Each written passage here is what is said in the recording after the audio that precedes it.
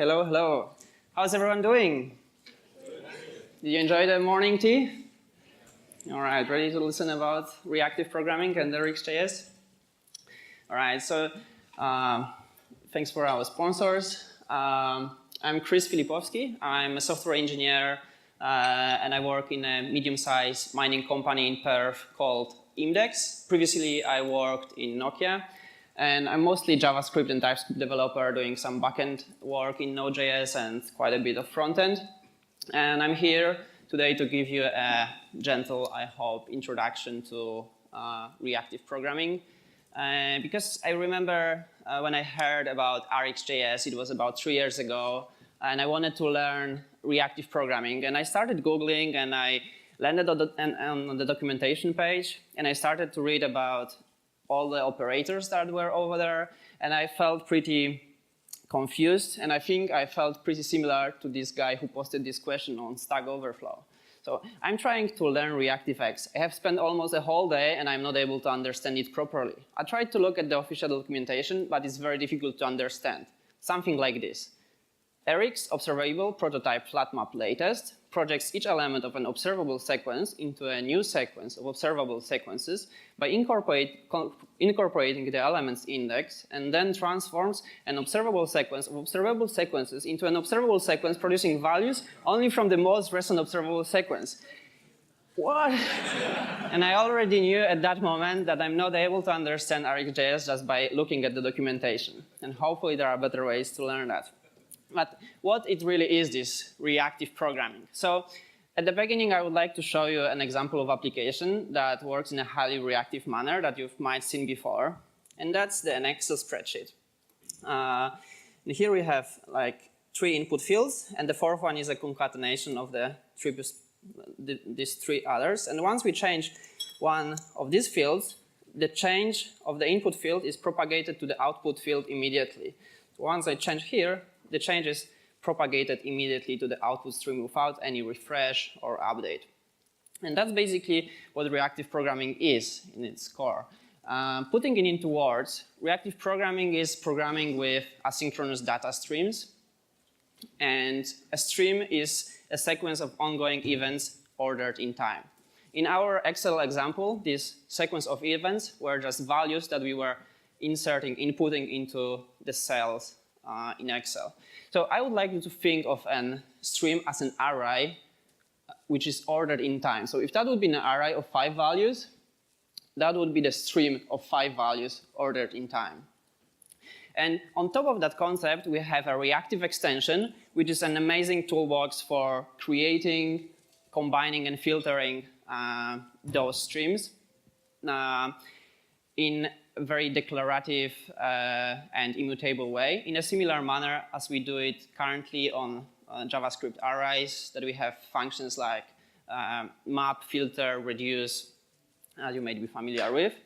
And a reactive extension is available for many languages. I checked yesterday, it's like 18 of them. It's like RxJava, Rx.NET, RxPHP, Python, Ruby, Swift, Kotlin, a lot of languages. So once you learn it once, the paradigm, you will be able to apply it in whatever language that you'll be using. Especially reactive.js is not a framework specific. So you can use it with vanilla JavaScript. It works really well with React, Vue. It's a first-class citizen in Angular apps, and there is also a Cycle.js framework that is built upon the concept of it. So there is a lot of things that you can use it with. So you might be wondering what kind of streams you might have in your applications. And some people say that everything can be a stream. But in most situations, our streams are composed out of HTTP requests, user interactions like mouse movements, keyboard events, animations, handling multiple WebSocket connections, route changes, state changes, and so on. So how does it work? So reactive extension is built upon the concept of observable and observer. And we can think of observable as something that produces data, and observer as something that listens to that data. And the intention of listening to the data is expressed by the keyword subscribe. After we subscribe to observable, observable starts to produce data, and observer can receive this data. If we put it into the code, we can see that observable is nothing more than an object that implements a method subscribe, and an observer is just a bundle of 3 callbacks: on next, on error, and on complete. And if you've been programming in JavaScript, you might think now that it's pretty similar to the concept that you've heard before or used before, because it's pretty similar to promises. Some people call it observables as promises ++ or promises on steroids. And that's true, because when you look at how we trigger the promise, we are using the keyword then we are passing a callback function success. In observable, we are having subscribe, and instead of success function, we are passing a next function. And the difference is because promise can resolve only once, but observable can resolve multiple times, over and over again. Then the second callback is an error function. It's the same as in promises.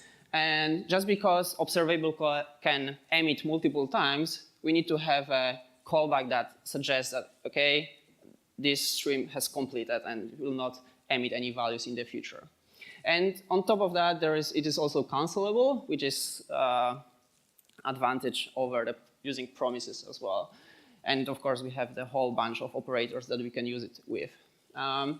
If you would like to look how we can represent it visually, it's often in the documentation. It's represented in a marble diagrams, which look like the line of time. In the circles, we have emitted values. The X represents the error event, and the vertical line, the completed signal. There's also an ASCII diagram that might be very useful if you want to comment your code, or there are even libraries that helps you unit test your streams using just these ASCII diagrams. So you put it as an input and what you're expecting. So let's look at some imperative code that we might have written. So here we have a variable A, assign 5, variable B, and variable C is just a product of A and B. So in line 4, the value of C will be 10. But what would happen later in time, one of these A and B would change. So for example, B would change to 3. And we would like to check what's the value of C, and it would be still 10. And in some situations, we would expect it to be updated to the current values like 15.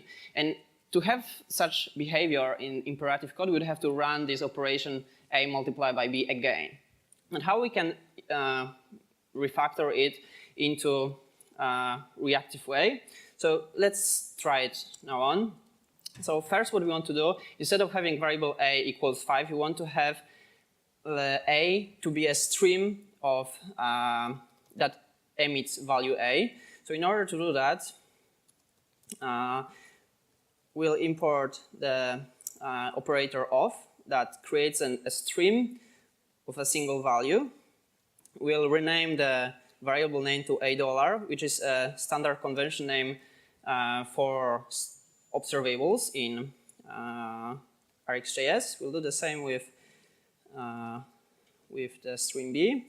And our stream C needs to be a combination of the latest emitted value of the stream A and B. And in order to do that, we are having an operator combine latest that does exactly what I mentioned. So this so far will take the latest value of A and B, and we can pass a function that will take the latest values of A and B, and we'll just multiply it. So I'll remove that one. If we run this code, nothing would happen yet. We need to subscribe to our observable first. So we'll subscribe to our stream C.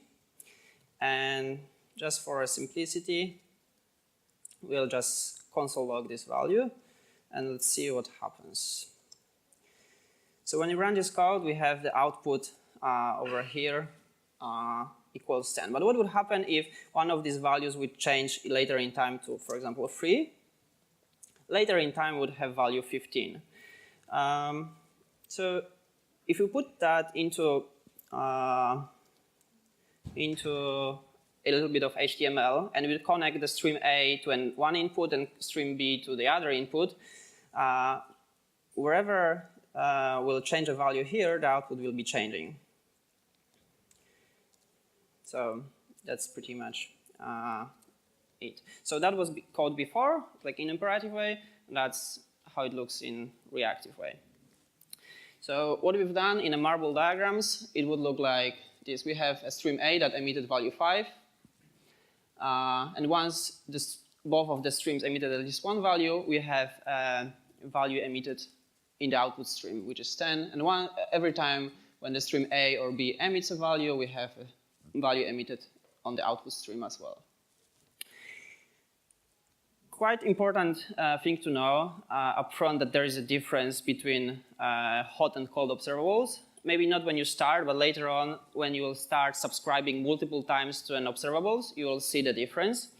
So the difference is that when you have a cold observable, if you subscribe to it multiple times, you will always get the same stream of data, and it's 100% predictable. Examples of it is like observable created of a single value, of an array, of an interval, of an AJAX request. So wherever we subscribe to an AJAX request, every time we'll make another HTTP call. On the other hand, we have hot observables that are actually producing data before we've subscribed to it. And once we subscribe to the observable, we'll be getting only the data from the moment of subscriptions. And these examples of observables are, for example, mouse movements. And once we subscribe to the event to the stream that is created out of the mouse movement event, we'll be getting only positions from the current moment of subscriptions, and we won't get the whole history of events where the mouse was before. It's sometimes good to know that we can warm up our cold observables by using share, and I won't go into details with that so far. Let's look at some operators that gives a real power of this reactive programming paradigm. So the first one, if you're using JavaScript, is operator map, might be very similar.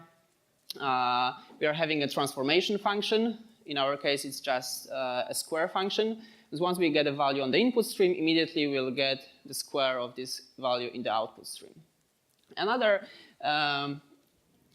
operator that is quite familiar to JavaScript developers is filter, not only JavaScript developers, of course, but yeah, there's filter that we have a predicate function.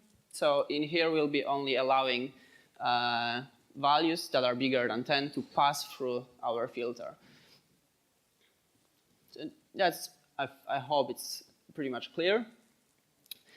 And we are having a little bit different operators on arrays on streams that are not usually on arrays. And for example, there is an operator skip while that will be, it works a little bit like filter, but it skips until the condition that we give will be false. So in this example, it will be skipping all the values until the x will be 22.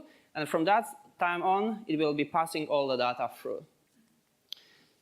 So here waiting until x will be 22, and then we are passing through. And that might be useful when we, for example, wait for some variables to initialize in our stream. Quite interesting is DebounceTime. And if you've ever implemented type ahead or autocomplete in your code, you probably came across debounce, and you've implemented it in one way or the other. But with reactive extension, it's just one line of code. And let's imagine that we have here a search. We type one letter and stop. What debounce does, it just waits a period given here of the time, like 300 milliseconds. And if there is no other event, it propagates it to the output stream. But what happens if we type more letters at once? It won't emit every single value. It'll just wait just this 300 milliseconds after the last emitted value and just propagate it to the output stream. So this is a very good way to limit number of requests that we are doing to our server. So let's look a little bit of the examples. So here we have an example of like more full-blown type ahead. So what we are doing here is we are creating an observable from event key up on a target. In our case, target could be an input, HTML input.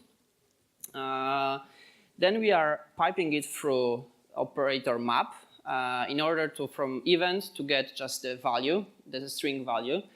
Then we are piping it through DebounceTime. Then we are using distinct until change, which actually works similar to filter, but it filters out the value that are the same as the previous emission. So we'll have only the values that changed. So if someone, for example, types a letter and removes that letter quickly, we won't get that event propagated. And then we are using a switch map operator that's actually switching from one observable to the other. In our case, it's a search observable. That's actually an AJAX request to the database. And this particular search observable is piped through retry operator, which is quite powerful because it can retry given number of times if it fails because of some reason. So this piece of code is quite terse, I think, and it does quite a lot of things. And it's I think, once you get it, it's quite easy to understand as well. Some people say that you can implement Redux in just one line of code. I'll refer to this link below. But basic idea, of course, I'm not recommending to use it like just for replacement of Redux, because there you don't have like all the goodness of Redux, like developer tools and etc. But the basic concept can be implemented just with RxJS, and we can have a observable store that will be created out of our actions, and it will start with initial state, and operator scan works in a similar way that it accumulates the latest value that's produced out of the reducer function. That is the same as in Redux, that it takes the previous state and the action, and it creates immutable new state. And yeah, I won't be getting into details with that examples. We can talk after the talk if you want. One last thing to mention: if you don't want to find yourself looking for memory leaks in your applications, don't forget to unsubscribe, because otherwise it will, like our memory footprint will be growing. And we can do it in two ways. One's imperative, just by calling unsubscribe, or we can use a more reactive way by using one of operators like take while, or take until, which will actually, for example, we can explicitly say that take, for example, 5 emits, and after taking 5 emits, it will the stream will be just completed. Or if you are using a new Angular, you can use an async pipe, and Angular will take care of unsubscribing when your view is destroyed. And as my personal final thoughts, I also would like to say, if you haven't been playing with reactive programming, if you will find yourself on a documentation page and reading about like 120 operators, which might be quite confusing, just forget about them for now. I don't know personally all of them. Start using them as you use promises currently, and maybe get your feet wet with just 1 or 2 simple operators like map or filter, and then once you need it, you can improve. And as Ben Lesh, the current maintainer of RxJS, says, you don't have to Rx all the things. Just do as much as you can in a reactive way, and do the rest imperatively, and that's totally fine. And yeah, that's all what I have prepared for today. Here are some materials that you can have a look at.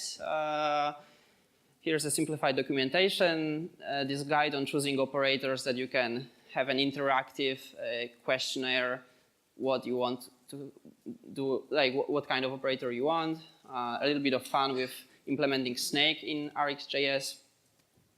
And yeah, that's pretty much it. Thank you.